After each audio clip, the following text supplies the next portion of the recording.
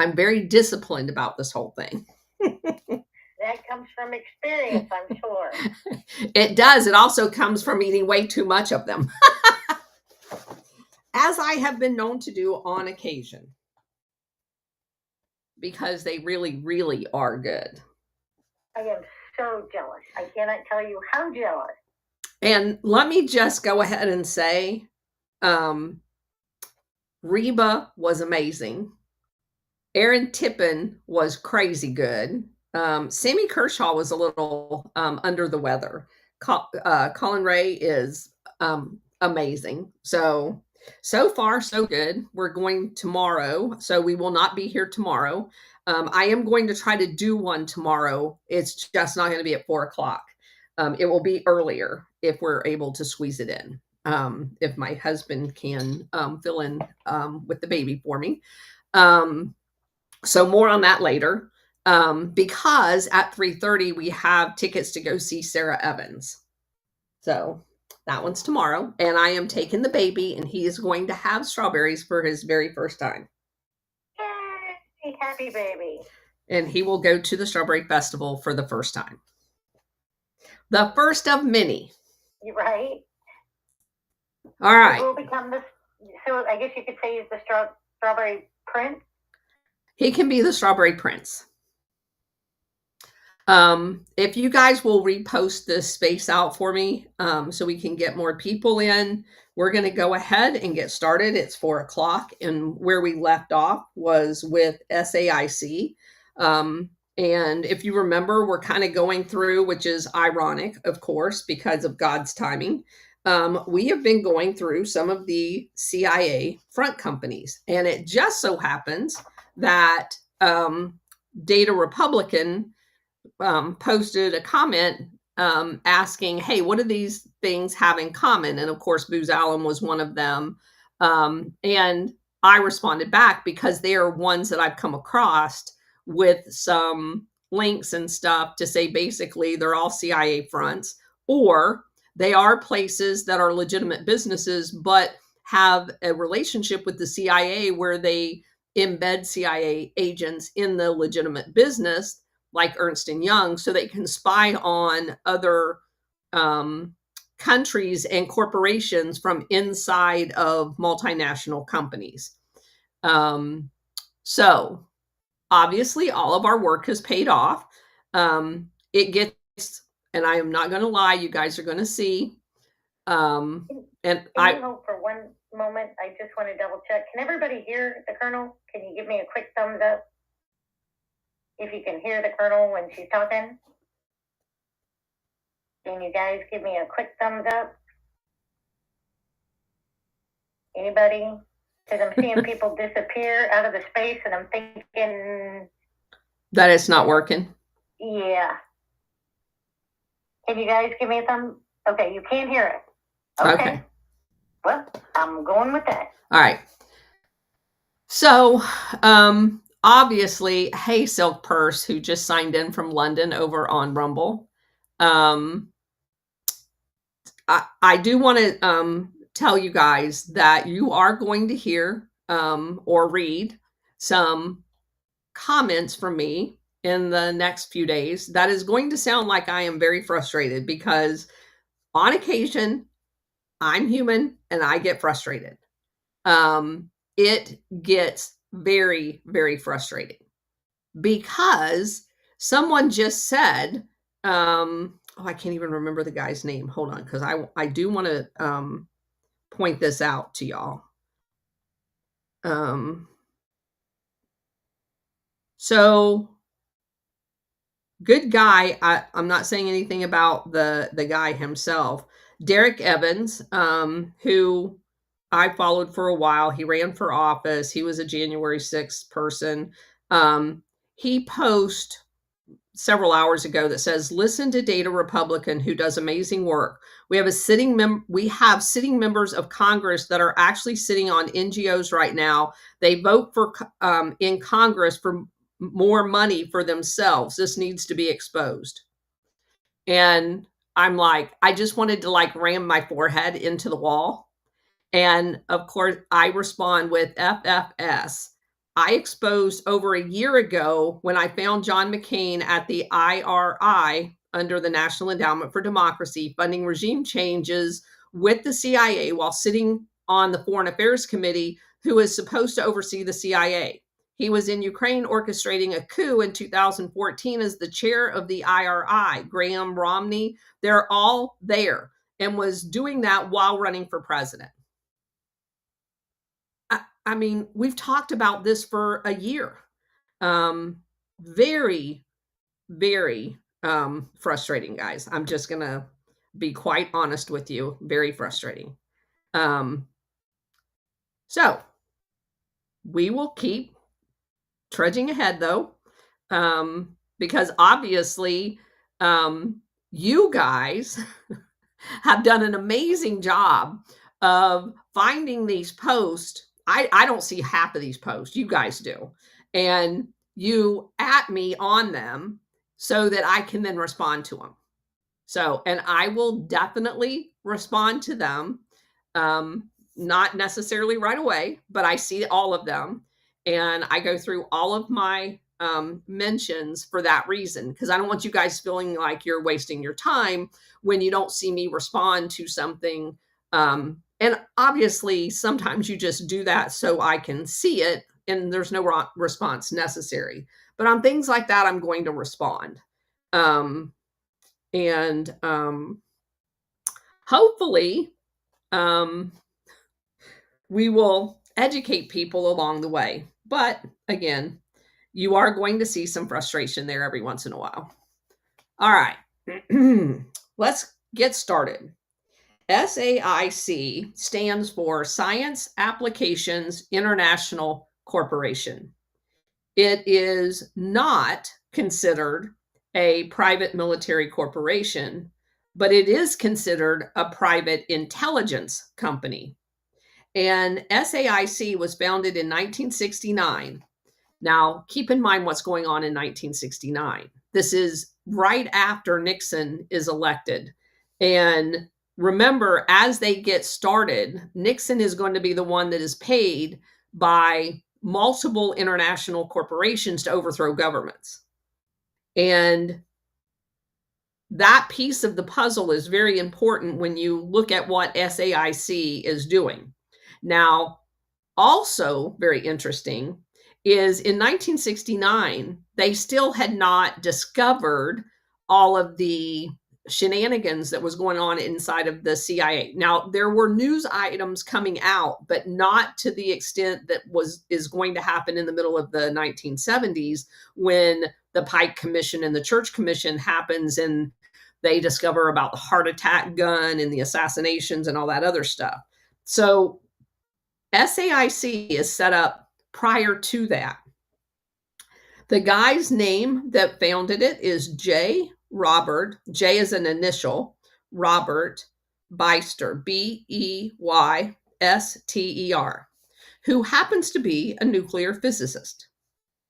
And he just so happened to have worked at the Los Alamos National Lab during the 1950s, which is huge because if you go back and you look at all of the generals that were involved in the Manhattan Project and how they transitioned out there, you're going to start seeing a theme.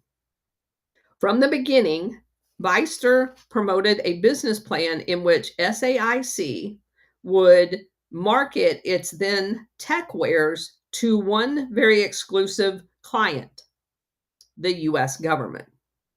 This plan continued well past the 2000s. Basically, 90% or above every year of their revenue came from the US government.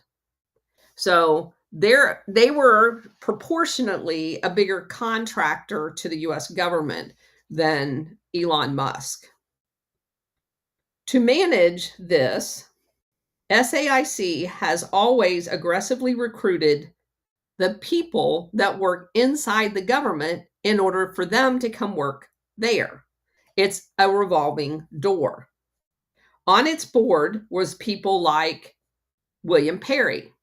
William Perry used to be the Secretary of Defense. As a matter of fact, he was the Secretary of Defense when my ex worked in the Secretary of Defense's front office. I've met Mr. Perry many, many times. I've been to his house. I went to his summer picnics and watched the fireworks with him and his family outside on the SecDef Suites veranda. He is a very, very smart man. He had tons of patents. He's the guy that created the classified SIPRNet version of video conferencing and has a patent on it.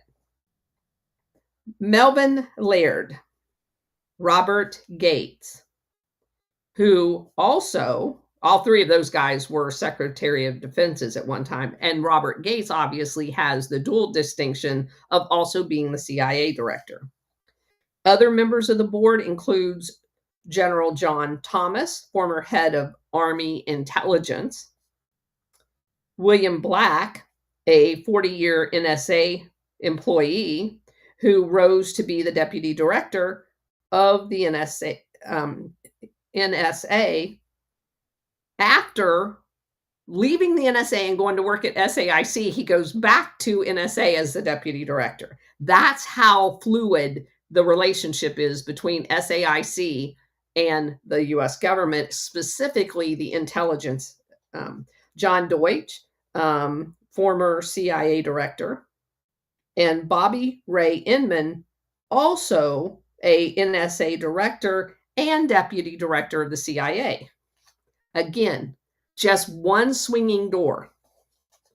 In 2013, SAIC split into two companies.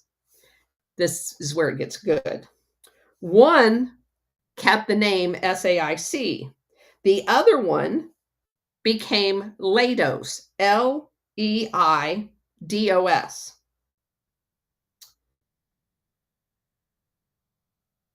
SAIC had grown to nearly a $10 billion company at this point, which obviously, if you're 90% and above government and you are a $10 billion company, something looks a little odd.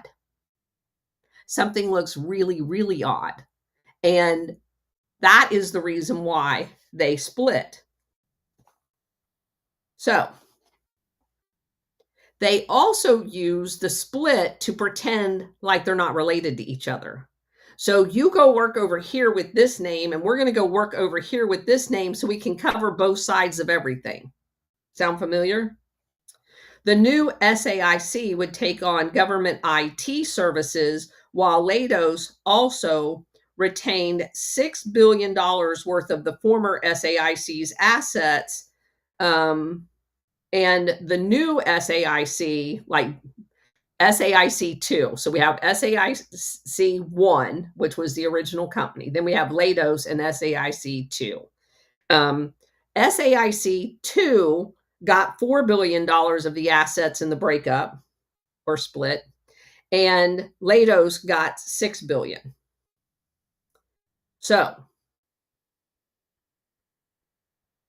they, the SAIC 2 took on IT work for health and engineering as well as national security. So they're basically going to focus on the IT piece of this. Now, what was going on in 2013? Oh, I don't know. Something like Obamacare? Yeah. So they decide that they're going to take that market too. So Leidos is actually the true successor for SAIC proper as far as its original mission. Everything that was added to SAIC 2. I hope that makes sense. So if their original job was doing intelligence for the CIA, that all stayed in Leidos. Everything that was new after 2013, like their entry into healthcare and the IT market, that all went to SAIC 2. So it's a new mission with an old company name. As events described in this area largely unfolded prior to the 2013 split, the name SAIC, he's going to use it interchangeably, even though it could either apply to Latos or SAIC. He's just going to basically, instead of delineating between the two, just say, because they report to the same mother company. They're not actually separate. It was just a sleight of hands. SAIC originally got into national security by providing scientific expertise in fields related to nuclear energy and weapons development.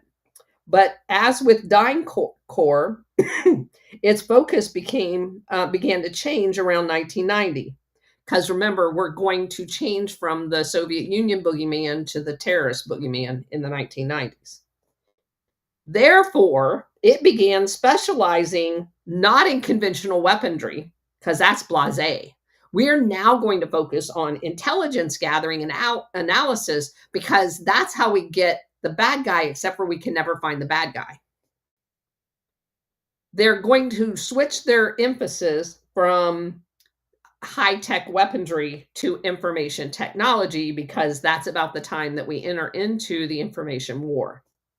As of 2016, SAIC acquired Lockheed's IT arm, which was referred to as Information Systems and Global Solutions. That acquisition made SAIC the largest IT provider to the US government. SAIC had been described as being at the forefront of the information war and information dominance. Not to our benefit, of course. Indeed, SAIC was one of the chief architects of the present mass surveillance state. After the 9/11 attack, it was one of the lead contractors specializing in what became known as Total Information Awareness, TIA, TIA. TIA originated from a program initiated by DARPA. Of course it did. That program was known as Genoa, GENOA. And its purpose was to create a complex computer system designed to shift through multiple classified government computer databases in order to predict the next man-made event. A terror act would certainly qualify as that. So they're collecting data under the guise that they're going to be able to predict terror events, which they miss every single time. So what were they really doing? Among the litany of individuals who worked on Genoa, primary front and center was Admiral John Poindexter of Iran-Contra fame, and a guy by the name of Brian Sharkey. Poindexter, of course, was the Reagan National Security Advisor, who had been convicted of 5 felony counts for his role of lying to Congress during the Iran-Contra. While working on Genoa for DARPA, he befriended Sharkey, who would go on to become a senior vice president at SAIC and their chief technology officer during the 1990s. In the aftermath of 9/11, Poindexter and Sharkey felt it was time to revisit Genoa and take it to its logical conclusion. To this end, Sharkey had arranged a meeting between himself and Tony Tether, Tether, who at the time was head of DARPA. Tether and Sharkey had previously worked together, where? At SAIC. So, Tether had previously been a vice president at SAIC before he, weirdly enough, goes into the top secret DOD position of DARPA, because it's all one big crowd. During the October 15th, 2001 meeting, Sharkey and Tether agreed to appoint Poindexter as head of the program, now called TIA, with SAIC acting as DARPA's contractor. In 2002, Poindexter was officially hired to be in charge of TIA. It sought to harness IT to counter terrorist threats, which actually it really didn't. So what did it do? Well, let's look. The project would collect every credit card purchase, every rental agreement of any kind, all of our medical histories, every email, every airline reservation, every phone call, everything that would leave an electronic footprint was scarfed up into this TIA database, creating the largest national surveillance system ever set up. And you have a felon running it. Poindexter once was quoted as saying it was the Manhattan Project for counterterrorism. Actually, it's the Manhattan Project for terrorism, but, slight little bit of difference. Naturally, SAIC, along with who? Oh, Booz Allen Hamilton, were hired as the primary contractors, but it was SAIC via its subsidiary, Hicks and Associates, that built the prototype system for TIA. After public outrage grew over this Orwellian program, Congress defunded it in 2003. But that wasn't the end of it. The prototype was developed by SAIC and transferred from DARPA to an organization called Advanced Research and Development Activity, ARDA, which is part of NSA. And they renamed it PRISM.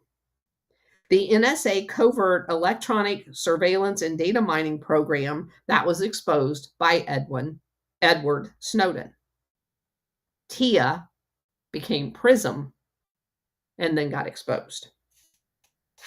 These are the types of projects SAIC and Booz Allen works on for the government.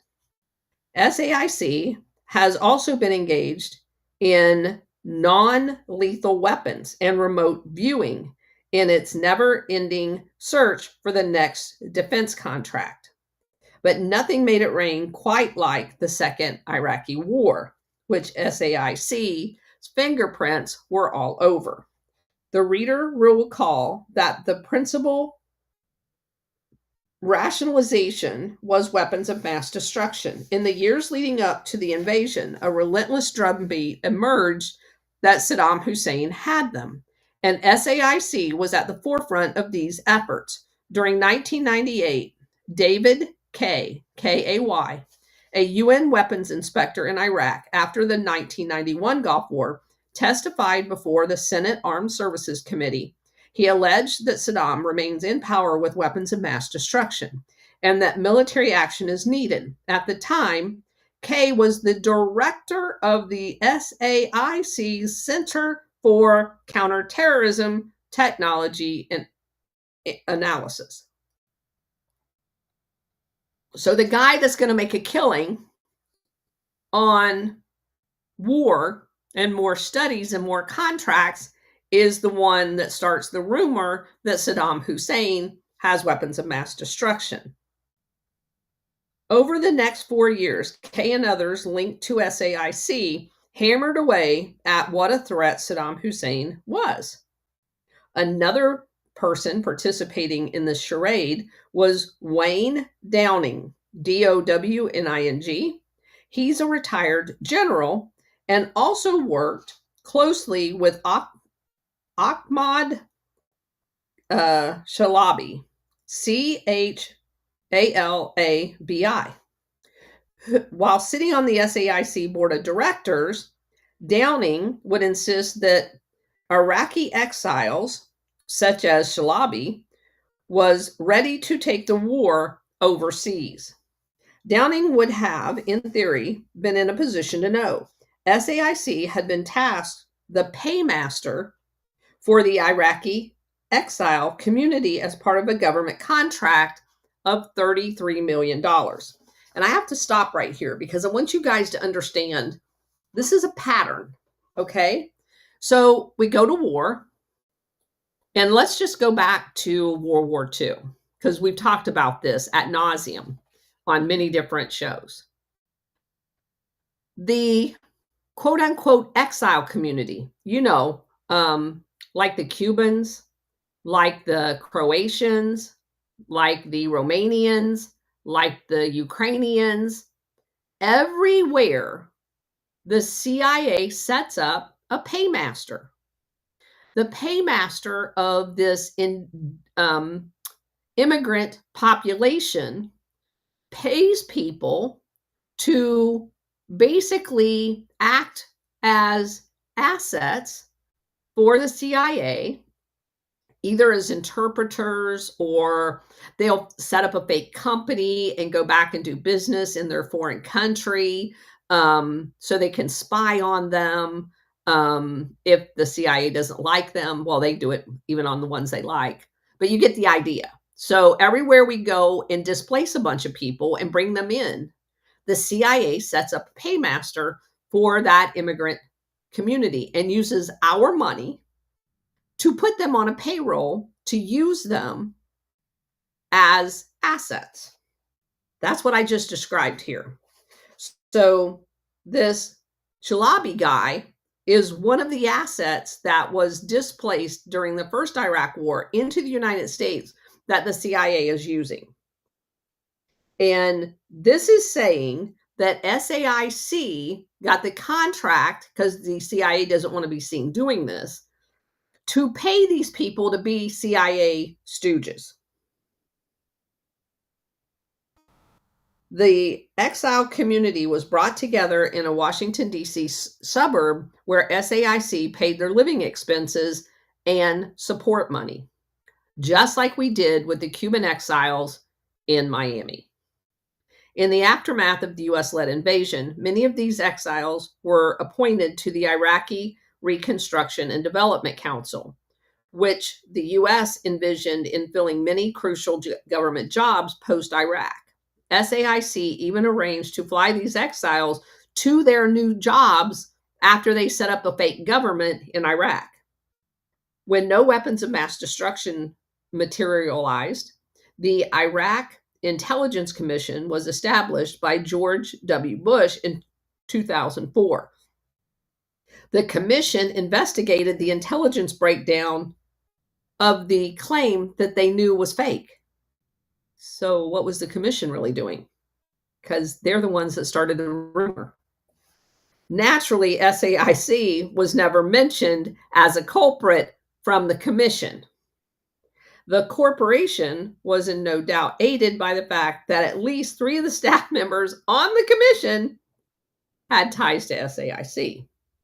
There was a guy by the name of Gordon Ohler, Oehler, a former CIA officer and SAIC vice president. Yes, he worked in both because it's an open door. He was the deputy director of the commission. While he was the big guy on the commission, he also had a guy by the name of Jeffrey Cooper there, who was the vice president and chief science officer for one of SAIC's subordinate units, and a guy by the name of Samuel Visner, V as in Victor, I-S-N-E-R, who rotated between SAIC and NSA for like 20 years.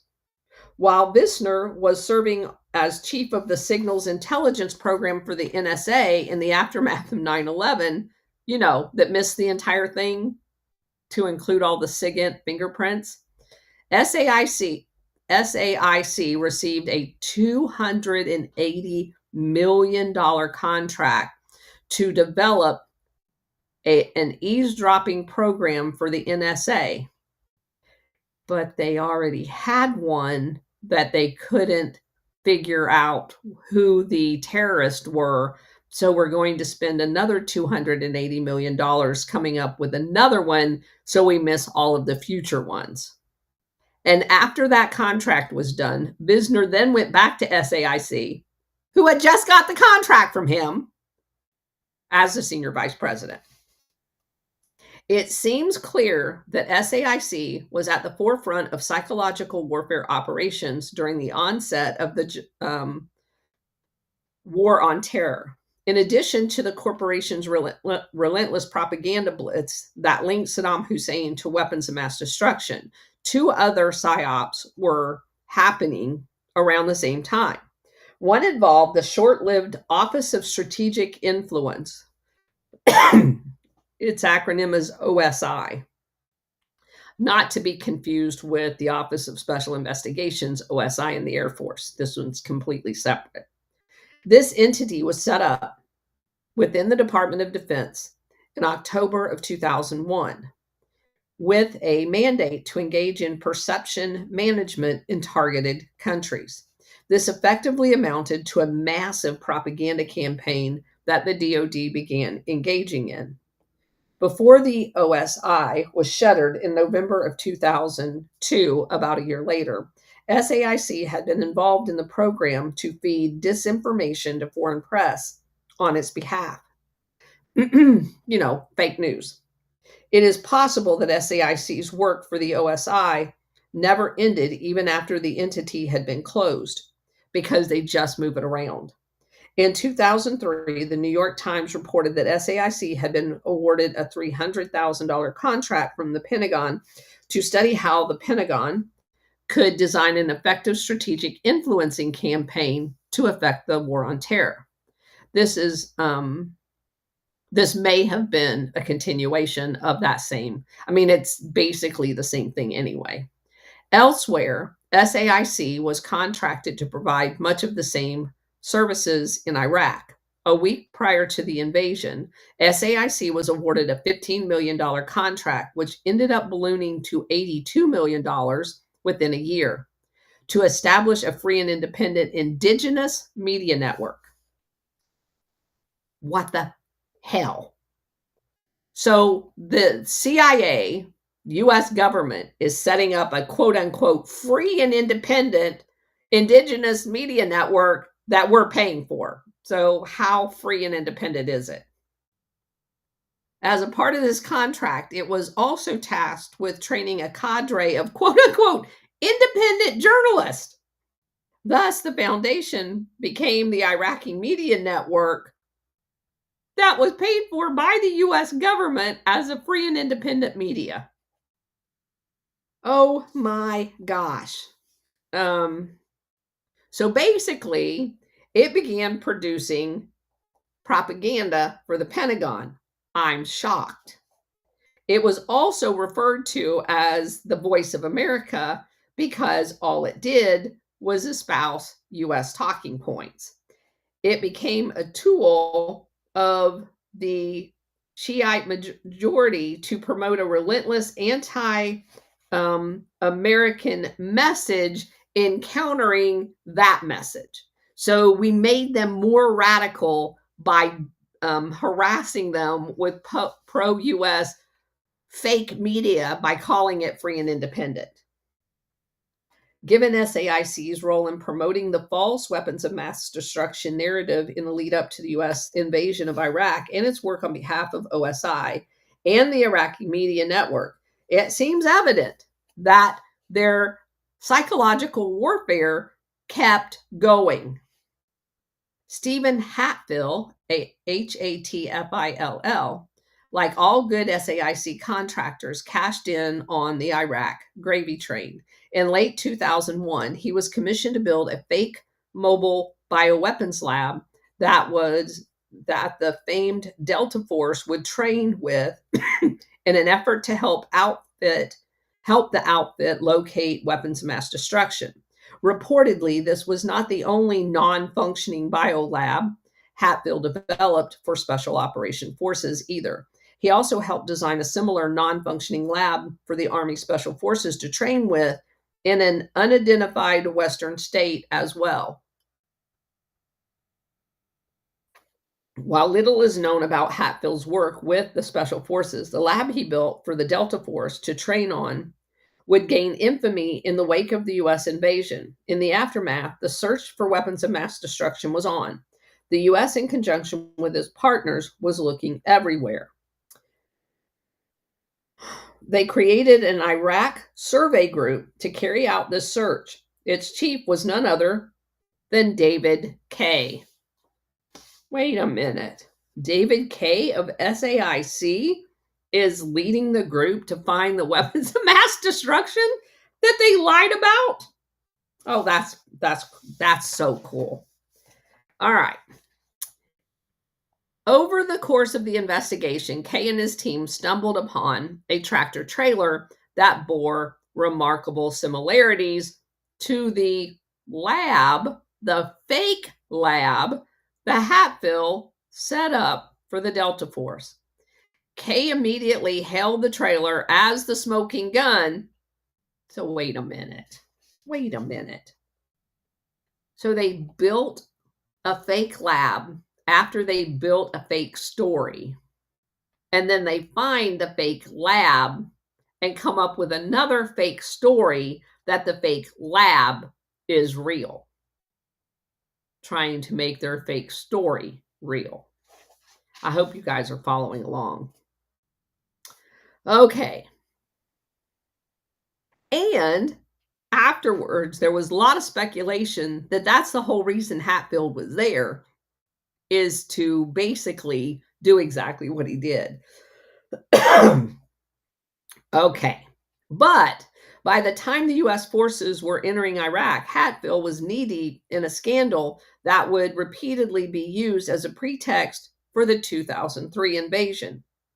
On September 18, 2001, a week after 9/11, the first of a series of letters containing anthrax was mailed out across the US. These letters would continue until October 12th of that year. When all was said and done, 17 people had been injured, 5 dead. Naturally, terrorism was blamed. The mailer of the letters had done his part with this regard. Several messages included in the envelope included the phrase "death to America," "death to Israel," and "Allah is great." The effects of these letters on the American public was profound. As traumatic as 9/11 had been, it may have been viewed as an isolated event had the letters not happened. They were going for maximum terror, which tells you who's behind it. And it's not Islamic radical terrorists that didn't exist at the time. But the anthrax-tainted envelopes dispatched to prominent politicians and journalists a week after 9/11 created the impression that we were all under attack. Secretary of State Colin Powell would play into the fears in February 2003 when he invoked anthrax as the rationale for invading Iraq before the UN. There was just one problem. There was no compelling evidence ever to emerge to link the attacks to anything to do with Islamic extremism, Islamic terrorism, Islamic anything. There was no evidence. After years of investigation, the FBI concluded that the mailer had almost assuredly been an American scientist working in the defense industry. You know, things like SAIC or Battelle. Battelle was intimately involved in anthrax at the time. The Bureau eventually linked Bruce Edwards Irvin, a senior biodefense researcher based out of Fort Detrick, Maryland, to the attacks. Conveniently, Irvin had committed suicide in 2008. Sure he did. That was conveniently right before the FBI named him. This avoided a trial, so they didn't actually have to say who it was. All they had to do was kill somebody, implicate him, and move on. Prior to zeroing in on Irvin, Hatfield had been dubbed a person of interest as well. Hatfield, you know, the SAIC guy. He was named a person of interest by the Attorney General Ashcroft himself. It was not the FBI, however, who initially became interested in the possibility that Hatfield had been involved. Early suspicion was largely promoted by Barbara Hatch Rosenberg, an anti bioweapons crusader who believed that the attacks were part of a CIA project. Who would think that? Rosenberg would appeal to the staff of Senator Leahy, one of the targets of the attacks, to pressure the FBI into considering Hatfield as a suspect. To be sure, there were numerous red flags surrounding Hatfield. One involved a report commissioned by Hatfield along with collaborator Joseph Soukup, Soukup, in 1999 that considered the consequences of a hypothetical anthrax attack by mail in the US. What? Kind of like doing a training exercise in conjunction with 9/11 or the Boston Marathon. Yeah, kind of just like that. The report was commissioned while both men were full-time employees of the SAIC. You know, like maybe a tabletop kind of what would happen, what if. Hatfield and Soukup had personally commissioned the report, which looked exactly like the 2001 attacks. Kind of like Agenda 201 and anthrax. Yeah, just like that. No big deal. And then there's Hatfield's curious background. Upon graduating from Southwestern College in 1975, he joined the U.S. Army. He was a direct enlistment to join the Green Berets. Yeah, they don't do that. And detailed to Army's 7th Special Forces Group at Fort Bragg. Yeah, they don't do that. You have to actually join and then you have to apply. So who was really behind him? After a back injury prevented Hatfield from joining the Green Berets, he left the service. Shucks. I can't imagine what a dangerous guy that would have been in the Green Berets. After a brief stint in the National Guard, Hatfield relocated to Africa in 1978. He would live there until 1994, the same year that apartheid South Africa ended. You know. And it was not South Africa where Hatfield originally relocated. However, he was in Rhodesia, which is now called Zimbabwe, which basically was a tether, if you will, to South Africa, where they did lots of really, really bad things. Because it was ran in the same way under an apartheid type system as well. He earned so he went to medical school in Rhodesia? Huh. And then he was working while he's at medical school in Rhodesia. He began working with the security services? Huh. The same security services that in South Africa was experimenting on blacks, and the lead medical officer was the Prime Minister of South Africa's personal doctor. While they were running gross medical experiments on blacks in South Africa, being done by the Prime Minister's personal physician, this guy is going to medical school in neighboring Rhodesia while volunteering or working part-time for the same security services in Rhodesia. I'm sure there's no coincidence there at all. Like its close ally in South Africa, Rhodesia had a robust chemical weapons program. And like its neighbor, it would utilize that program in acts of terror on unsuspecting blacks. As with South Africa, these biological weapon attacks were carried out by special units of the National Police Force and Special Forces under British South Africa police and a thing called the Celios Scouts in the case of Rhodesia. Typically, they would use insecticides such as thallium, which is used to kill rodents, and they would apply it to clothing favored by the guerrillas, meaning the people that wanted the white government gone. They're calling them the guerrillas. And they would also taint beef and alcohol with this chemical, and then they would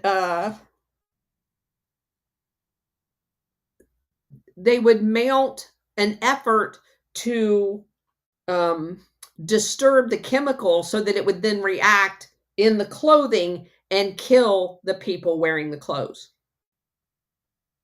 At least 800 people were killed in this fashion, all of which were technically civilians. The Celious, Selous, Scouts, along with the Rhodesian special forces, went even further. The Scouts, and this is where this guy's at, by the way, the Scouts are known to have employed lethal biological weapon agents like cholera bacteria.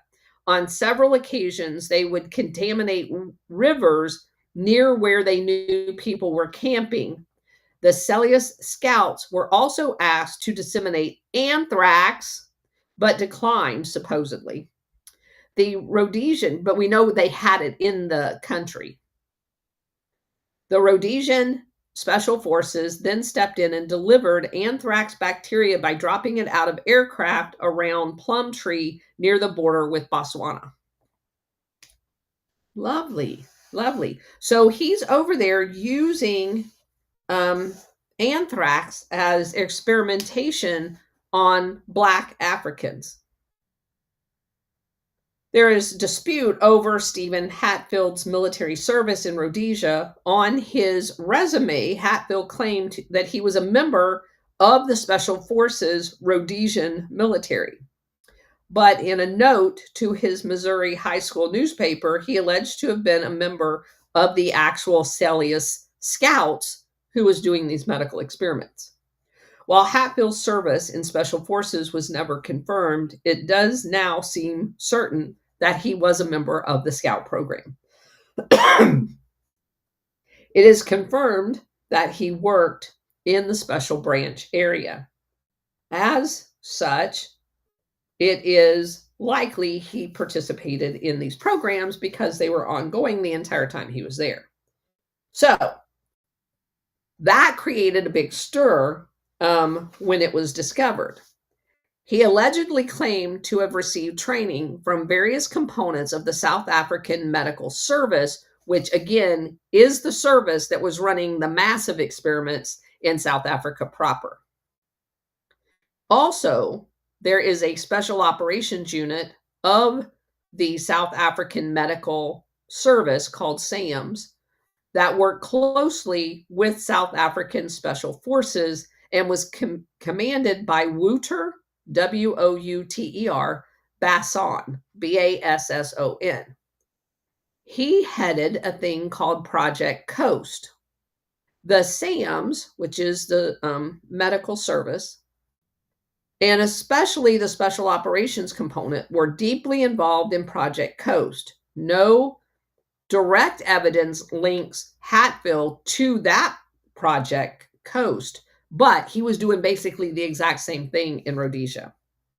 Hatfield would hardly be the first figure linked to Project Coast who ended up in a private security business. As was noted above, various executive outcome figures may have also had ties to Project Coast via the Civilian Cooperation Bureau. Such possibilities are disturbing, but thus far, Hatfield is the closest thing to emerge to a privatized operational use of the former Project Coast personnel. There's also reports that Hatfield had some type of involvement with Eugene Terreblanche, and I'll spell his last name, Terre_Blanche. He was the founder and leader of a Nazi paramilitary Apagander Widerstandsbeweging, however you say that. It's referred to as the AWB. This is their Gladio program, by the way. I've come across this before. The AWB has been linked to acts of terrorism inside of South Africa. This is their Gladio program. So, while all of this is quite interesting, Hatfield's links to the 2001 anthrax attacks are still debatable. While Hatfield had a great degree of familiarity with anthrax, there was never any direct evidence found linking him to it. Finally, Hatfield did not have access to that particular strain of anthrax known as RMR 1029 that was ultimately linked to the attacks. That's not that big of a deal. And yet, there is something amiss with Dr. Hatfield. The fact that Hatfield was involved in developing plans for an anthrax attack and later in preparing U.S. troops to find biological weapons labs in Iraq is a clear red flag. It seems to stretch the confidence that Hatfield would have been involved in planning such an operation that was later linked to all of the anthrax scares, but it also cannot be ruled out. One of the more curious aspects of anthrax attacks was the return address featured on the letter dispatched to 2 U.S. centers. It made reference to a mysterious Greendale school. It just so happens, you're not even going to believe this, there is a Greendale school exactly where Hatfield lived in Rhodesia. And it says Greendale is a suburb of Salisbury, Rhodesia, and happens to feature a school named after F. Courtney Selous, the namesake of the Selous Scouts, of which we know he was a member. That seems a little weird. And then there is also his past, which seems very interesting as well. It is known that Hatfield fabricated at least one of his degrees. There's also indications that Hatfield had embellished his military service. All of this raises a curious question.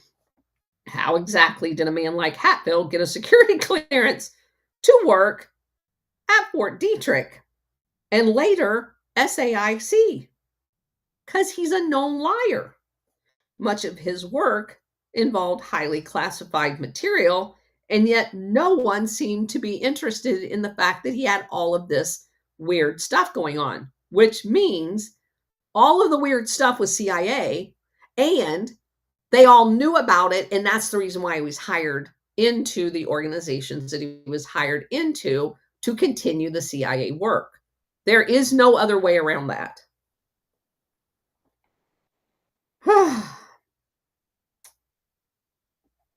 The author goes on and says, Hatfield was definitely a U.S. intelligence asset. The CIA had long enjoyed a close relationship with the Green Berets.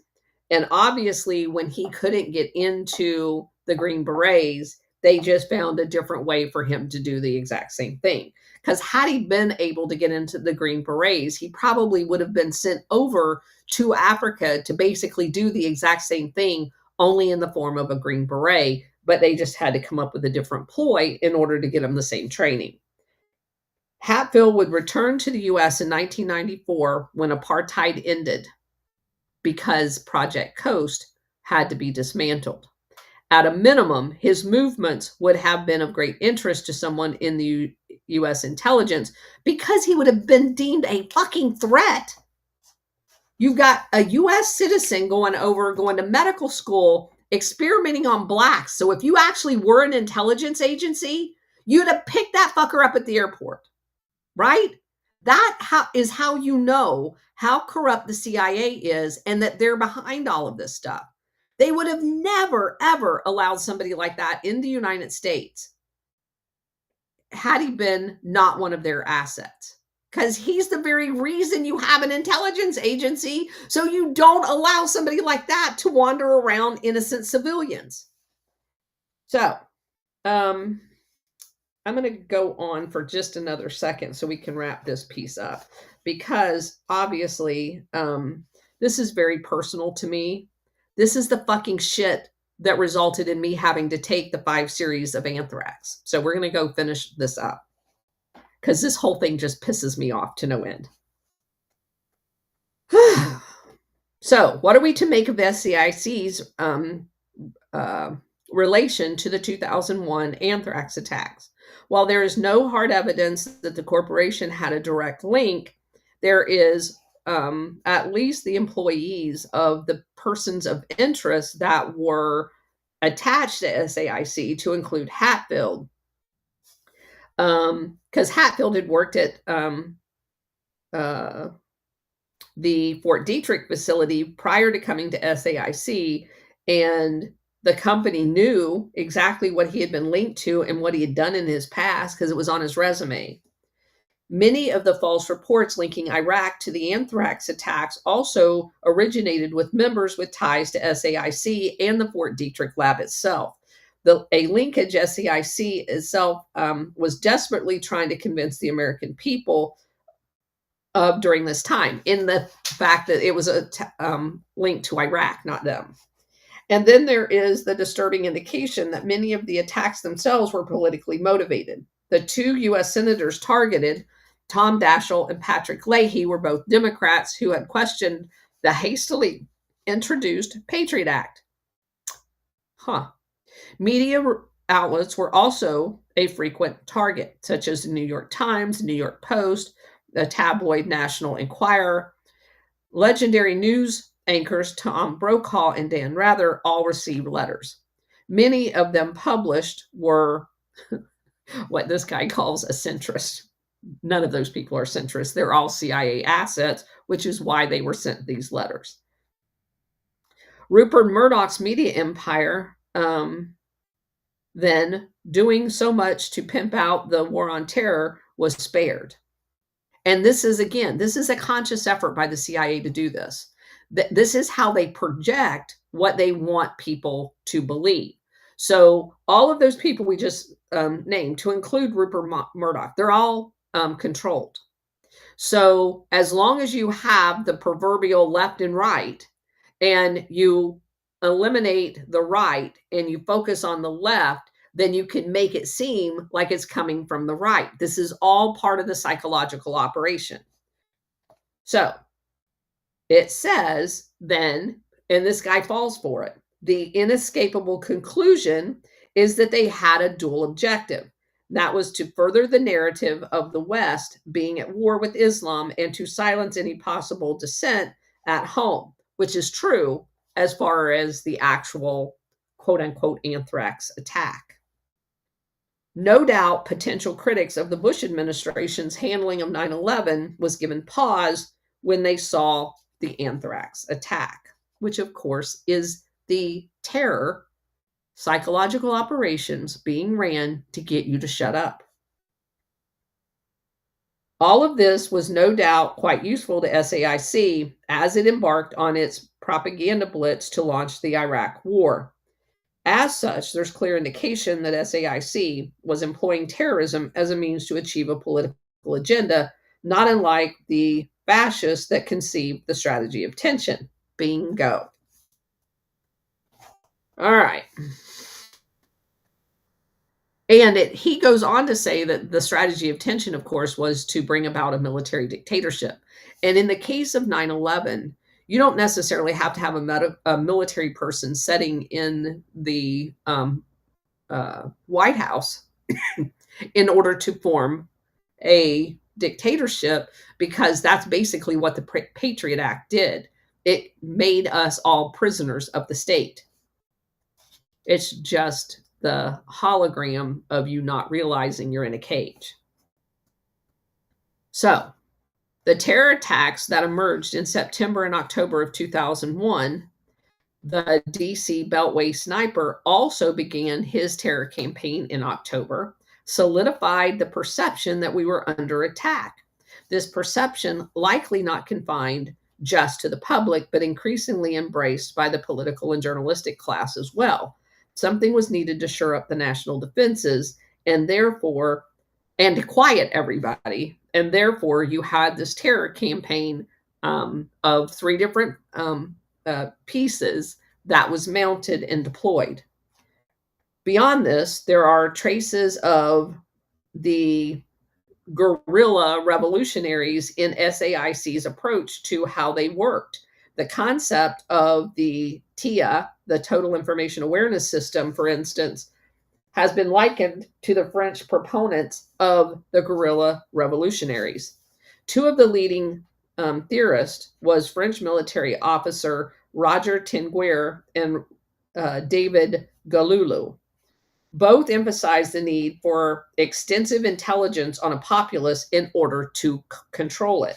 While serving in the Algerian conflict, Galloulou would employ a primitive form of data mining that included the use of a census, registrations of the populace, and ID cards, which is exactly what they used in Vietnam and in Malaysia and everything else. That was the purpose of the COVID Vax card.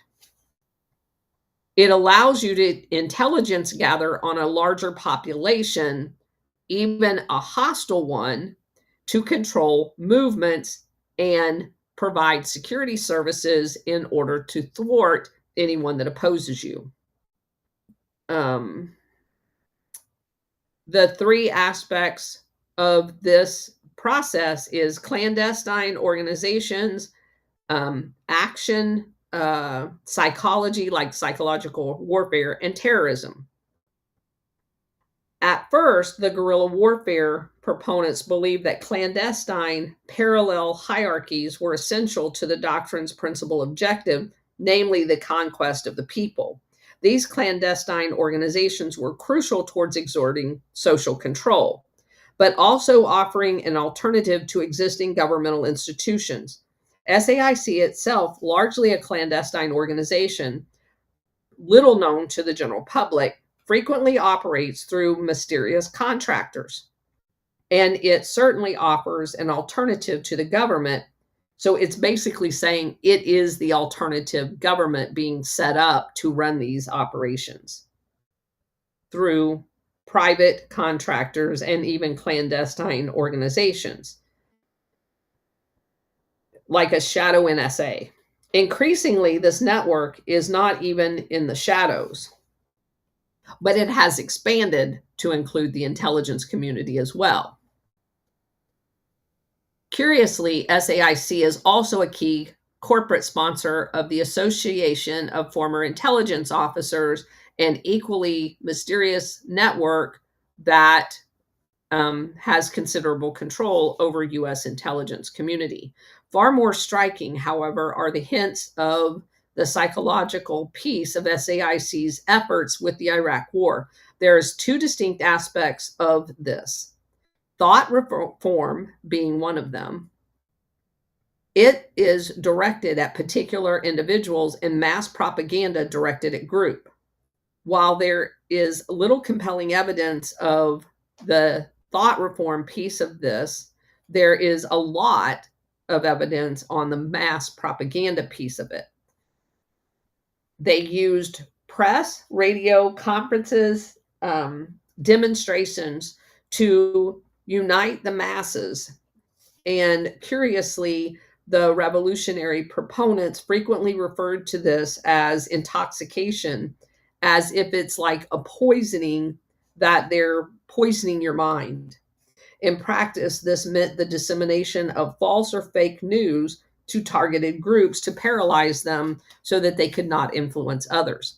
With all of this in mind, it would not be a stretch to say SAIC had intoxicated the collective mind of the American public as it related to Iraq, and what the SAIC's links to the 2001 anthrax attacks seem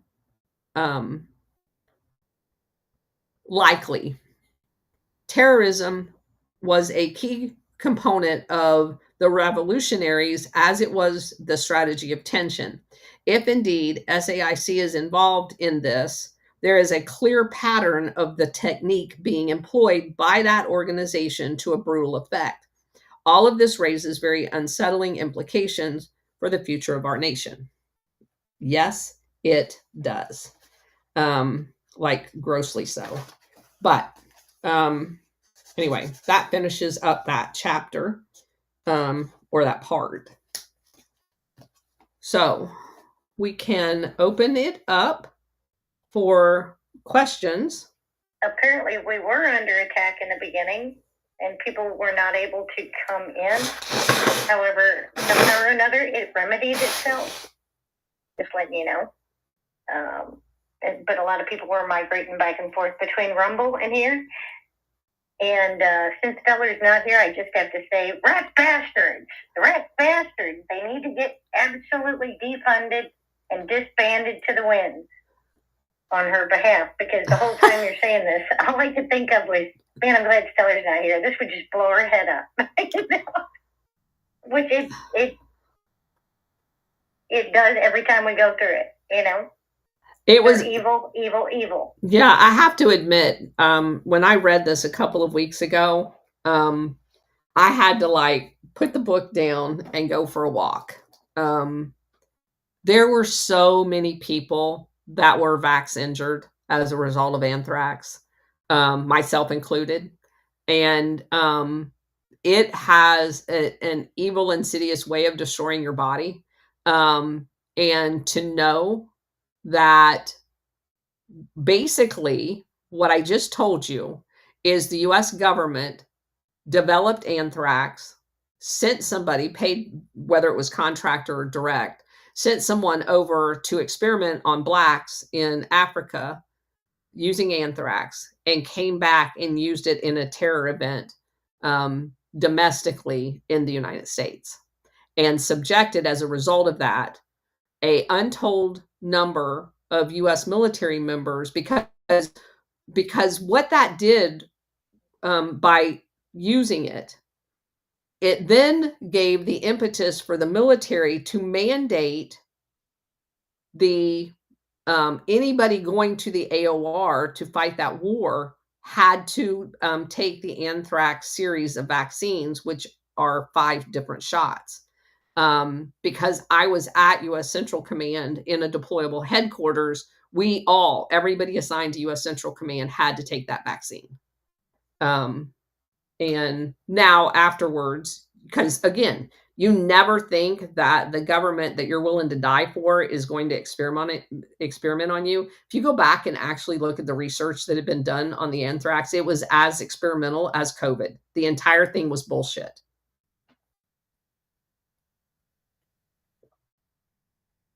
But again, it's just evil. Yeah, you just never think of that when you're on the inside, that your government would actually do that to you. And we didn't know half of what we know now. So. And you would have been proud of me this week, or Sunday. We had the pastor at lunch. And without my instigation, I try not to bring it up, in that, unless it's in the conversation, they brought up current things with Zelensky, and in as brief as I could, brought them up to date, and was able to explain about how they have been doing the type of operations, testing them out in other countries and on our military before they put it here. You go, girl. What was their response? Actually, he thanked me at the end of our lunch. He actually came up and said, "Thank you for for knowing and for sharing this." And that was kind of surprising to me. But it also, I think, confirms some things that they already suspected. So that's where, don't be afraid to talk to people about this, because a lot of people suspect it. They just don't have the proof. And we do have the proof. We've done the research. We've done the legwork. we've got the ammo, and now once you give them that, then everything starts, just like with us, then everything starts to make sense in a world that it doesn't make sense. Yeah, I agree.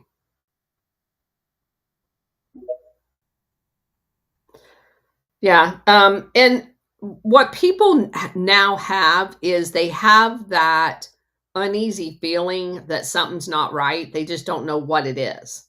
And they are desperately looking for someone who can take all of the different pieces of things that doesn't make sense that they themselves have observed and can put them all in a logical order for them.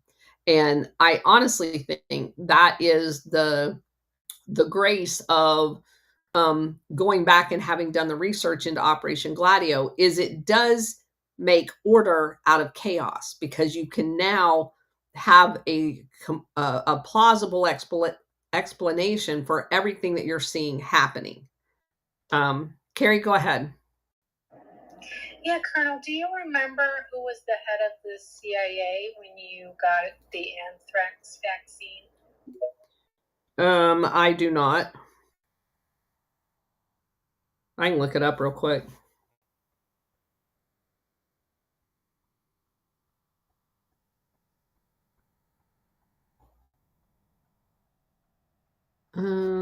Let's see.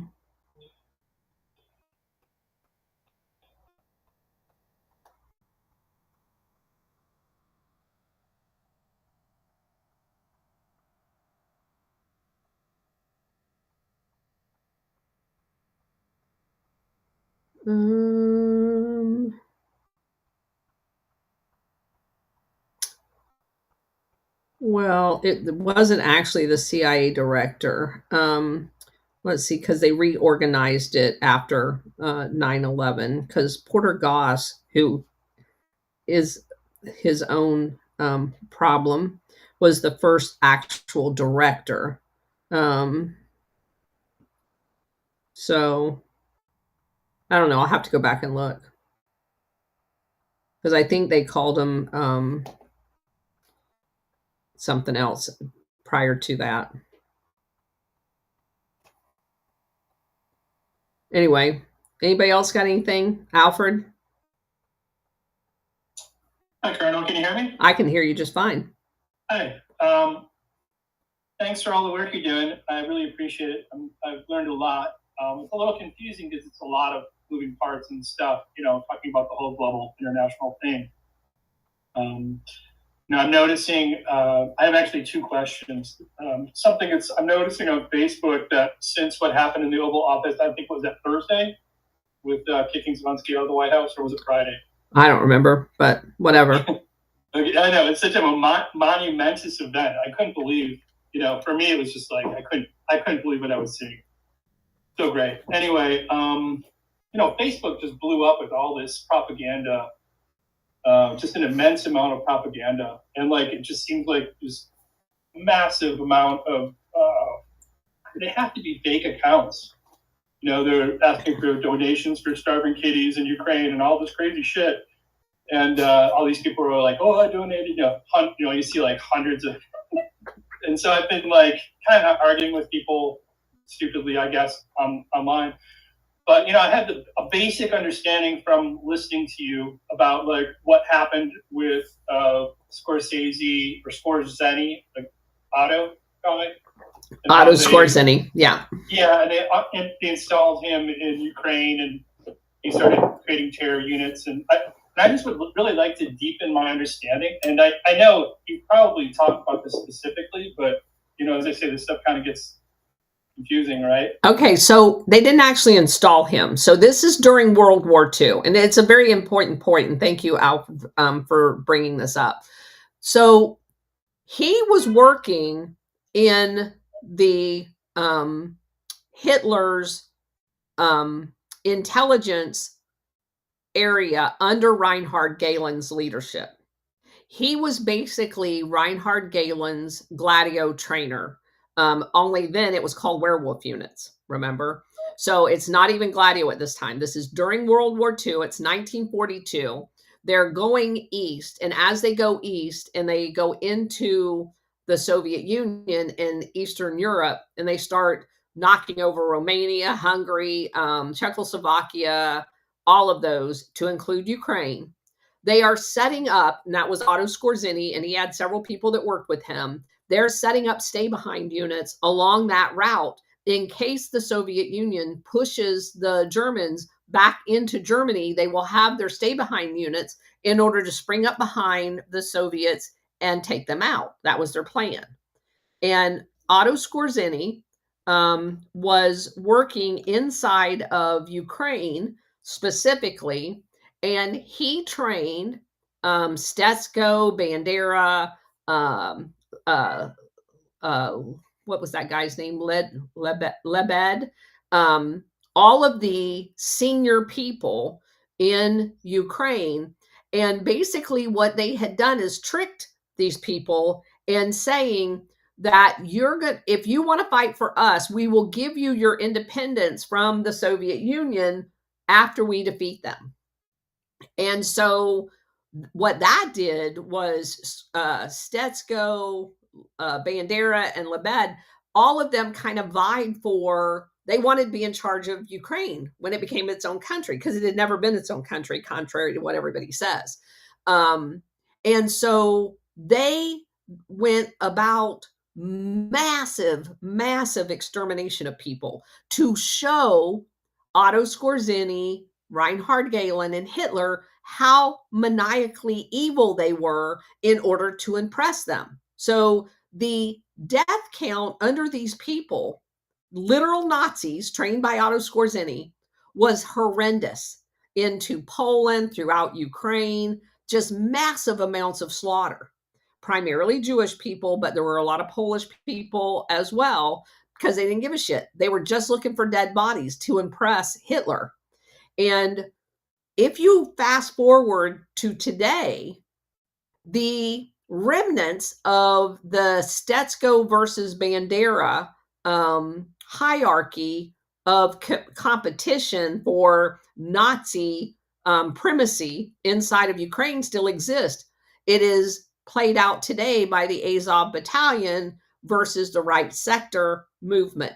They are both Nazis, but they have maintained a very distinct identity inside of Ukraine. And it was not Azov, which people get wrong. It was Right Sector in 2014 that was stationed inside of that hotel during the Maidan massacre, that was actually the assassins that were shooting everybody that John McCain is seen in that video filming.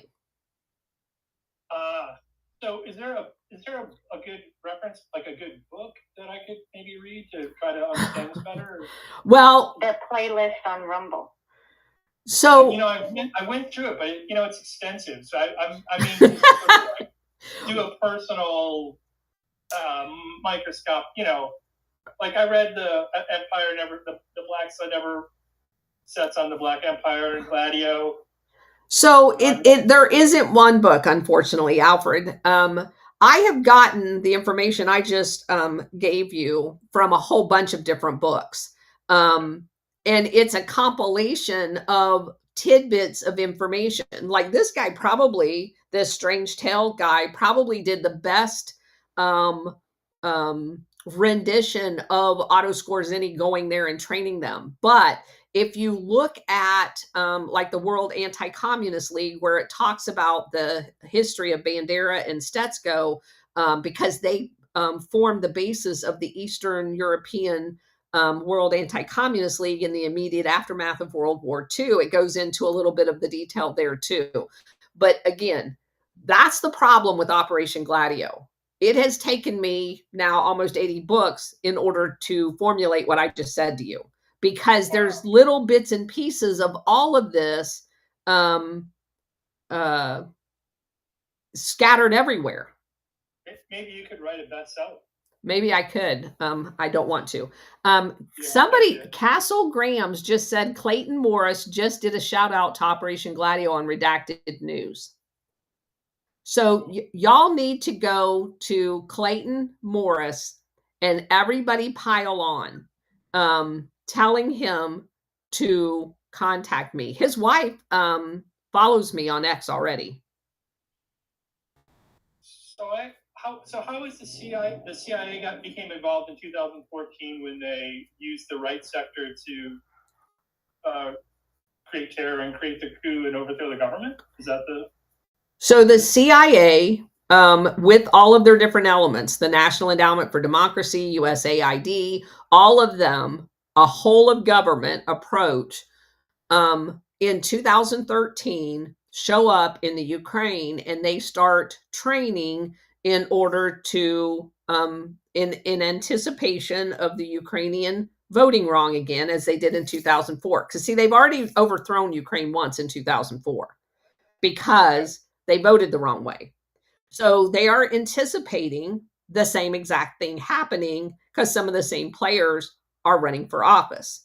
And so they got out ahead of themselves in 2013. They all show up over there and they're ready. So that's exactly what happens. They voted the wrong way, meaning the guy that wasn't going to join NATO gets elected. And they immediately, in the aftermath of that election, began attacking and generating, fomenting terror in order to justify the crackdown.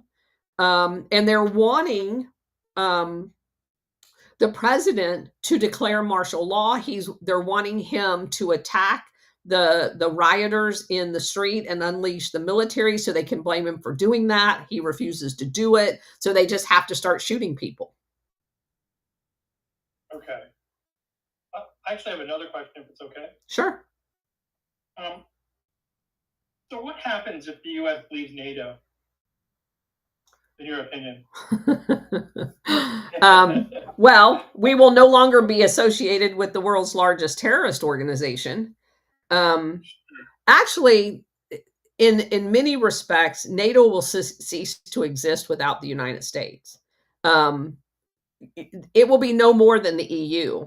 You know what I mean? So the EU already has a structure for the economic piece of this. NATO would then become a military piece of the EU. And no one will want to be in NATO because the majority of the people that are in NATO were only in NATO because of us. They, excuse me, they believe the hype that, there's going to be a boogeyman out there that attacks them. And if they get attacked, they want the Americans on their side. Well, if the Americans are not in NATO anymore, does anybody really care if the UK is on their side or the French is on their side? They're a bunch of wussy ass people. Sorry if you're from there. Not sorry, but we've had to come save their ass multiple times. So is it fair to say, though, that NATO, these biolabs that they set up in Ukraine, and I'm assuming terror cells that are there to this day antagonizing Russia on some level. Am I wrong in thinking that if Ukraine joined NATO, then they would lose their anonymity or their ability to commit covert action and have to take responsibility? Or am I just not? I mean, on the other hand, too, they would be able to implement more troops and do a more. No. You got that all ass backwards, actually. Okay. If they were to join NATO, they're just going to be more evilly provocative to Russia, wanting them to attack them so they could then, NATO would have the excuse to go in and regime change in Russia. The whole purpose of Ukraine, nobody gives a shit about Ukraine. Ukraine's an armpit. Nobody cares about Ukraine.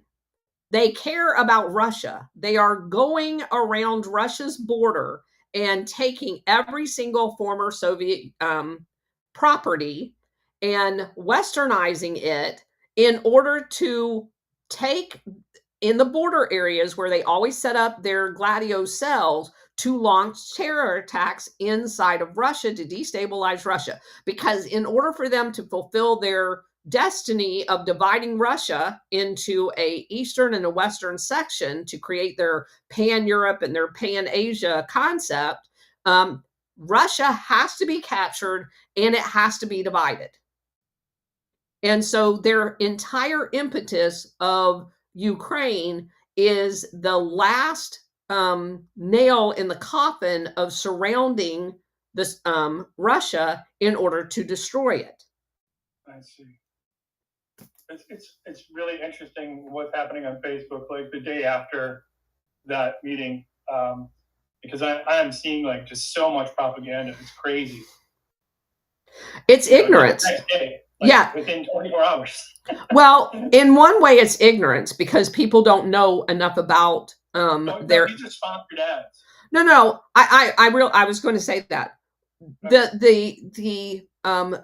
the people's comments, not the sponsor's ad, the people's comments are generally made out of ignorance.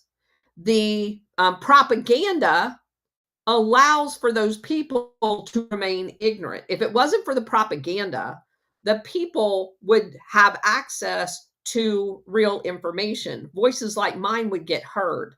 Voices like mine can't get heard over the propaganda. And obviously that gets very frustrating, but I don't have the war chest to pay for ads in order to get people to see our content. So that's why I have to rely on you guys to quote post and repost things that I post, because it's really one of the only true sources of real information in real time about what's going on based on historical relevant information. Yeah, I agree. I'm really just astounded at the job you're doing. I really appreciate it, and I couldn't tell you that enough. I wish my understanding of this was greater. That's like, I wish it was just a book I could pick up, because I'm a little lazy, right? Well, I'm glad you're here. I mean, 10 times more than everybody else around you as a result of that. And I wish I get that wrong, though. Well, I wish there was a book I could. Yeah, I wish. If you get something wrong, then they attack you, like for whatever little tidbit of, you know what I'm saying? Oh yeah, I do. Yeah. That's why I'm very careful about what I post, as far as the accuracy of it, and why I can't just read one book. I have to read 3 or 4 books on every subject in order to make sure I have a good enough knowledge level in order to be conversant with someone who is going to be adversarial. I love talking to people who challenge your thought process, but at the same time, like anybody else, I don't want to be wrong. And so I believe in coming to a fight prepared. And that's why we're where we're at, I guess. I would like to get more prepared. I'm finding what's happening is just more personal attacks. And they're not actually, it's not like, any type of intellectual conversation. You know what I'm saying? It's just, oh no, I know. I don't. Yeah, I don't. I've seen it. I've seen them attack you. I know. Yeah. And if they do it personally, I just block them. I don't have time for that bullshit anymore. Right. But if someone is interested in the information, I will type all day because I want people to have the information. Carrie, go ahead. So it's really overwhelming for me. I mean, like I said, I wish it was just, like if you were to pick like one book on the topic. Well, the one book I would pick on the topic is the book called Scorzini's Papers, which we did a book review on my Rumble channel, and we went through the whole book. Okay, I listened to it, but it's like the names, everything kind of gets, I gotta just admit, it gets confusing, I mean. Well, that's the reason why I need to find somebody that's very good, that's IT savvy, because what we need is a brain chart. And I've said that repeatedly. I don't know how to work those projects. I have the information, but I don't have the time to put it all in. And so neither does any of the other people that are already helping me. But if we had something like that Kumo chart, or I just got the name of another one I'm going to check out. And if it's easier, I may try it. But if we had a brain chart where you could just go over and hover over Otto Skorzeny name and you could see his network, you could see who all he trained, you could see what countries he went to. That's what I want to eventually have with all of these players. I have it all in my head. Obviously, that doesn't do anybody else any good. It's all in these books, but nobody has time to read 80 books. So what we need to be able to do is transition this information onto a brain chart, a networking chart, so that you can just pull it up and look at it and go, oh crap, that guy was a CIA, but he was also an SAIC, and he was also at such and such, and he was also at such and such. So then if you were to take that brain chart and go into that database that Data Republican is putting out, you can then put those 5 names in and see where the money is. So I mean, I'm tech savvy. I have time that I could volunteer. Sometime that I could volunteer. So maybe I can help. Okay. And I think it would help me too, because I could understand this stuff a lot better. Okay. It's really confusing. There's just so much. It is. I know. It's all in my head. That's how we ended up with this theme. That's exactly how. I would sit there with notebooks and I would listen to a podcast twice. And the second time was with a notebook, because I'm like, I can never remember these names. There's no way. And some of them just keep coming up and up and up, right? I mean, like, these guys are like the fulcrum of evil. Right? Yeah. Right. All right. Let me move on to Carrie. Go ahead, Carrie. Okay, thank you. Sure. Yeah, I'm a tech person, and I've worked on my maps, and you can share them so multiple people can do data entry. I'm happy to help work on that. My question was, what in the hell is the difference between right sector and Azov? I've never heard anyone separate them, really. Can you explain that? Well, I mean, other than their allegiance to one element of the original Nazi clan and the other, they both are very connected to the Nazi history and that movement in general. So they just have different hierarchies. They have different leadership. It would be kind of like the analogy of 2 different, like Antifa groups. They both have the same philosophical approach, but neither one of them wants to be under the leadership of the other. And I didn't mention, but you can find it online. There was a court case after the 2014 coup that actually had found right sector guilty of being in that hotel. They had the source documents of the invoice where the right sector organization actually rented the entire hotel. So they had guards at the front doors. There was no way anybody that wasn't affiliated with right sector got into that hotel. That hotel had then access to the roof lines of several of the other places where the bullets were coming from. So this was all presented in an actual court in Ukraine, which is how I know that it was no kidding right sector as the trigger pullers as opposed to Azov. But let me also share this. One of the other things when I was first looking into all of this, Kolomoisky, after the 2014 coup, he immediately gets appointed governor of the area in northeast Ukraine that, absent the Donbass region, is next to Russia. So just so that we get it right, if you look at the far east of Ukraine, you have the Donbass region. Right next to it in the north is a state, I'm going to say. Kolomoisky is made governor of that state. So when the Donbass succeeds, he is now a border state. right? So Donbass has their elections. They join Russia now. But at the time, Kolomoisky is appointed governor of this state. The very first thing he does after he's appointed governor, which is the very first thing that happens after the coup, is he hires the entire Azov battalion to come do security in his new state. So he's now hired a bunch of Nazis to be on the front lines of what's going to be the attack on the Donbass.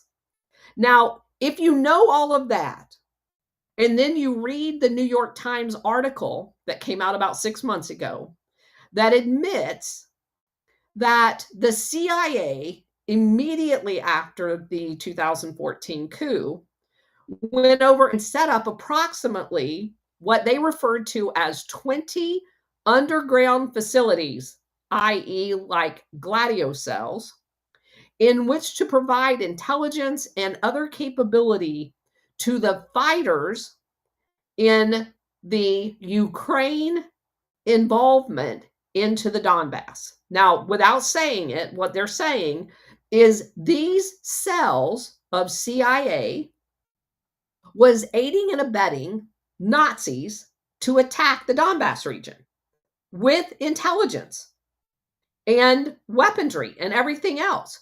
And what does the Azov battalion immediately do? They assassinate 11 mayors in the Donbass region. Just like go up and shoot them in the head. They terrorized that region for years. They were launching missiles. They were firebombing schools, dance recitals. They were setting people on fire in their cars and boxing them in so they couldn't get out. The terror that was rained down on the Donbass region is unfathomable. And so anyone who uses the word that Russia's entry into the Donbass region to protect ethnic Russian people was unprovoked is full of shit. Like shit that stinks to high heaven. Because not only was it provoked, it was supplied and aided by the CIA. And it was perpetrated by Nazis funded by Kolomoisky. Where is that data you're citing? Where does that come from? It's everywhere. I never heard anyone cite that. Go look at the New York Times article. The New York Times article says all of that. They admitted that shit. They talked about them setting up. They not only admitted that they set up underground CIA facilities, they actually named the CIA, which they rarely do. And at the very end, like the second to the last paragraph, because I was blown away by this, they actually say that they're taking what they had been using as a covert war inside of Ukraine and turning it into overt action, which means they were going to start attacking Russia. And don't you know, 2 weeks later, the theater was attacked in Russia and 140 people killed? That was the warning that they were about to do that terror attack. So, is that one we have over in Signal, you think? Because then I'll grab it and stick it over here. Probably. I think so. Yeah, because try and grab it. Yeah, because you remember I went through the whole thing on a long thread. It's in my threads as well, because I was blown away by how specific they were in that New York Times about exactly what they were going to do.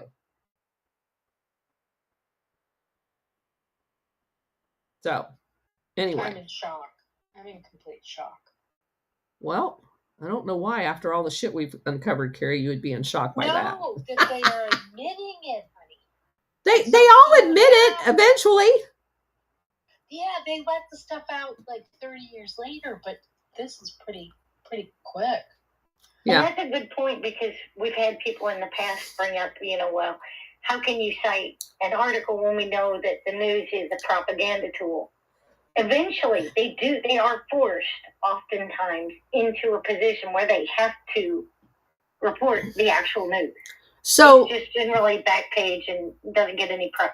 Well, and let me address that. So if you look at in the past, now that we know what goes on, I can go back in close proximity to just about every event and I can find somebody writing about it. There's select people that they pick to have them write about these things at the time they're happening. Now, in the aftermath of them happening, they will print misleading information as far as attribution goes. So, for example, that only because I knew what I was looking at when I read it, did it make sense to me. Everybody else that would have read that article, it would have meant nothing to them because they don't know anything about Gladio. They would have just looked at that and went, oh, the CIA is helping them with intel. No big deal. They're a quote unquote ally. They're a democracy and all this other crap. But because I know none of that is true, and I know what a stay behind unit looks like, and they were describing a stay behind unit, and I know who Kolomoisky is because I did a research thing on him. I wrote a paper on Substack about him. I know how evil he is. He's the guy that's tied to Burisma and everything else. And Pravat Bank, where they were embezzling all the money. Everything about that article stood out to me. But I will also tell you, in hindsight now, going back and reading other articles that were published in close proximity to events, you're going to find those same things. They will tell you what they're going to do before they do it. But after it's done, they're going to put a whole bunch of articles out there deflecting as to who did it. Just like what we were talking about with the anthrax thing. They'll present a whole bunch of shit out there and tell you it was, Joe Blow over there, knowing they all know who it actually was, but they're not going to tell you and be honest about that part of it. Southern, go ahead. Yeah, I've been doing a lot of deep diving in Ukraine, and do you know how they funneled the money for all of this? Through Ned, from USAID to Ned over, and all they call it, what does they call it? I can't remember the name. Something warfare something, but that money came from our tax dollars, went to USAID. Newland's husband is on the board, went to NED, went across. Obama signed off on it quietly. This is unbelievable. And the CIA was there the whole time in all their different cells. So and corruption there was amazing. So NED is comprised of IRI and DNI, which is the Republican and Democrat pieces of that. Also the union piece and the chamber piece. And every one of them provided money to the overthrow of Ukraine. Yeah, and they showed how they did that. I'm sorry, I'm exhausted. I just can't believe how psyoped we were as an American. They call it democracy promotion worldwide. They spent $315 million to sell us on it and all this BS. It's just amazing. They have been psyoping us since we were born. That's true. It is unbelievable how much money goes into that. And yes, the call out the Nazi crap. Yeah. It went into the NGOs and over for that little charade. Well, I can't believe how much Victoria Nuland is in the middle of all this.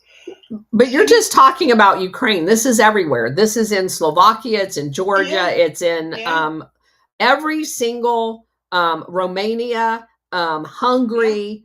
It's in every single country that they don't control. I am just stunned at how much money of ours was used.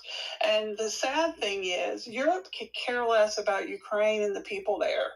They just want them to continue to be there and be fodder to wear out Putin, his armament, kill more soldiers, et cetera, et cetera.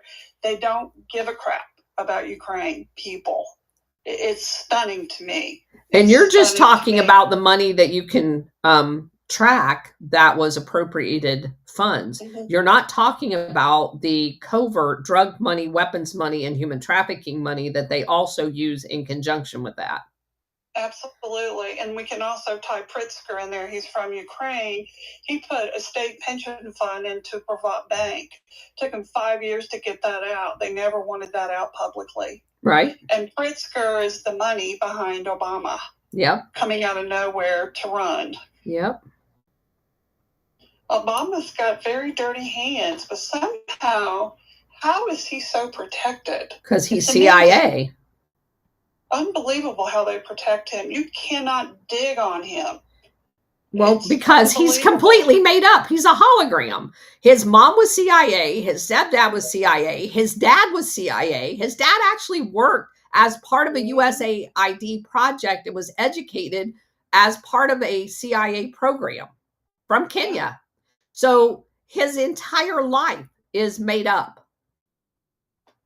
Are we going to ever get proof of that? Well, the proof is there. No one will talk about it. I mean, his mom went to the East-West Institute in Hawaii. That's a known CIA front. She worked for USAID. That's a known CIA front. So Tara, the stepdad, was a colonel in the army and had a pivotal role in the overthrow of Sukarno and the installation of Suharto, which was a CIA coup. Those are all established facts. So wow, it's just amazing, and it's just a rinse and repeat. Where we're at, doesn't matter. Rinse and repeat. Operation Gladio. Wow. Yeah. And our tax dollars. Yeah. That is stunning to me. Yeah. It's just stunning to me. I have to say that was the line in the sand for me. I said this has to stop. Yep. Miles, go ahead. Colonel, this is a hypothetical. Now, I know we're talking about our tax dollars, but I know the numbers on that.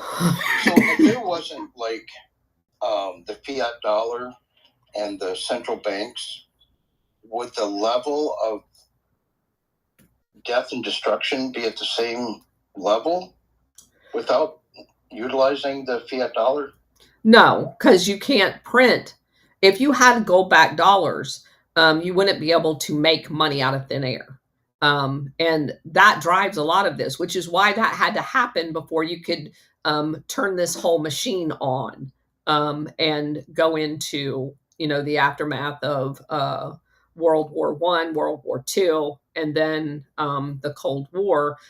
Without a dollar printing machine, none of this would have happened. I kind of knew that answer. I just wanted to have you tell it to the audience. Yeah. Can I add something here? Sure. Real quick. Thank you. Friend of mine that I work with globally, her brother, very high tech, everything. Guess what he does for a living in the United States? He's a security expert over printing $100 bills 24/7. They're building 2 more installations, and that money leaves the United States of America. Well, they're printing money. But that's not unusual. I mean, I was stationed overseas and my girlfriend was a finance officer. There's all of the military bases have their own banking facilities in the military, like a finance office, because a lot of what you have to do over there, like paying your rent and stuff like that, is done using cash. And all of their dollars, as a matter of fact, we had one NCO that figured out a way to steal the old money that's being recycled back to the destruction bin in Colorado. And she ended up getting court-martialed because she was stealing money that was supposed to go to be disposed of. But anyway, the fact that the U.S. Dollar is the currency basically of the world, the printing of dollars and them going worldwide is not that big of a deal. That is not a money laundering operation per se. That is a process that has to happen because we have the reserve currency in dollars. And there is a huge demand overseas just with the large presence of our military worldwide because they have to have cash in order to operate in those foreign countries. So what would that kind of money look like monthly then? I don't know. I didn't do finance. I'm just telling you that we have, you know, a couple hundred, 300,000-400,000 people stationed all over the world. And that's not even, that's stationed there. That's not even the ships that are going, and all of them have their own dispensing authority on the ships, and the people that are temporarily over there. It's a lot of money because just like for our small base, half of the people lived off base and we had to pay our rent in cash. And there was probably 5,000 people there. So, you know, that's like $1,000 a month times 2,500 people. And you had to have that cash on hand all the time. So it's a lot of money. So, but now they're tripling it. What, we're not sending more overseas. So why are they tripling the amount? They're building 2 more facilities. Well, what I would suggest to you is they may be transferring functions as well. I don't know. I'm not in there. I'm just explaining to you that having that capability, and plus now there's a whole different way of printing money and different processes. They may just be modernizing it. I don't know, but it is not unusual to have large amounts of money shipped overseas. That's the only part I wanted to address. Okay, thank you. Sure. Thank you. Carrie, go ahead. Yeah, I just heard this morning that J.P. Morgan actually was a London banker. Have you ever heard that? That what? J.P. Morgan lived in London, yes. He originated as a London banker. He was an apprentice during his initial banking career in London. The data I got was that his father got a bunch of money from this guy named Peabody that was really That's big true. in London. That's true. Yeah, I never heard any of that before. I was shocked and oh my God, and like that explains a lot. Okay. Yeah, that was all in Anthony Sutton's book about the Wall Street and you know, the Wall Street and the Bolsheviks and the Wall Street and Hitler and the Wall Street and FDR. He explained that whole history of J.P. Morgan. Okay. Lots of dead bodies around J.P. Morgan. Okay. I'm not counting his body count. All right. Colonel, do you know the P in Morgan is Pierpont? You ever heard of them? Uh-huh. Okay. Let me look over here on Rumble. Without the U.S. cash, the NATO agreements don't work out on base economics. Yeah. Paying for food, driving off base, knickknacks, and other crap. Yeah, the influx of the money, and that's the reason why closing bases overseas has always been so difficult and should be done. But we did in the 90s do a whole bunch of downsizing. The base that I was stationed at in Italy got closed, but it is a horrendous mess because the amount of money that we put into local economies, being a military presence in particular areas of the world, especially Europe, is huge.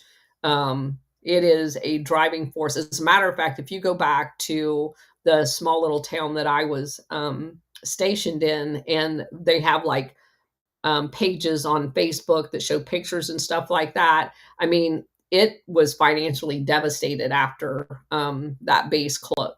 Excuse me. after that base closed.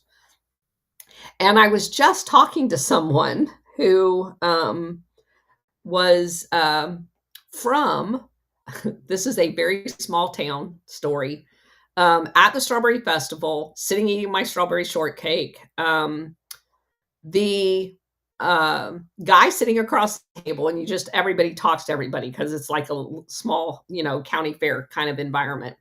He comes down every winter, and he was saying something about being from Illinois. And I said, well, what part of Illinois? And he goes, well, Champaign. And I said, oh, that's cool. I was stationed at Rantoul. And he goes, oh my God, that's where I actually live. No one's ever heard of Rantoul. So I always just say Champaign. He says, we actually live in Rantoul, which is where Chanute Air Force Base was, which was my first duty station. And so we were talking about the devastation of that base closing to Rantoul, because there was nothing else literally in that town, nothing. And how they've struggled ever since then, in what to do with the facilities and everything else, because it's a huge cost to maintain them locally if you don't have a plan on how to privatize and then lease out and do all that other crap. And plus, that was a very old base, not a more modernly built one. So it's a big deal. But we need to close and get out of Korea. We need to get out of Germany. We need to get out of England. We need to get out of all of them, and bring our military home. And our military should be focused on defending the homeland. Everything else can be done with other capability. So anyway, we're up at 6 o'clock. So I'm going to go ahead and sign off. You guys take care. I will not be here at 4 tomorrow, but I will give you as much ahead of time as I can tomorrow on when I will do a show, which will be before that. We are not doing the Alpha Warrior show this Wednesday because he is going to be on his way to the GART at Las Vegas, and I'm going to be seeing Leonard Skinner, more importantly. And what else? We will be here at 4 o'clock on Wednesday, and then War Hamster is going to be on his honeymoon Thursday, so we will not have a noon show. It does look like I think I'm going to have to move the Thursday one up a little bit as well. So we'll just have to be flexible this week. And I'm not sure about Friday at this point. So we'll have to play that by ear. Anyway, and then was Reba. Reba was awesome. Totally awesome, as always. All right, guys, take care, and I will see you sometime tomorrow.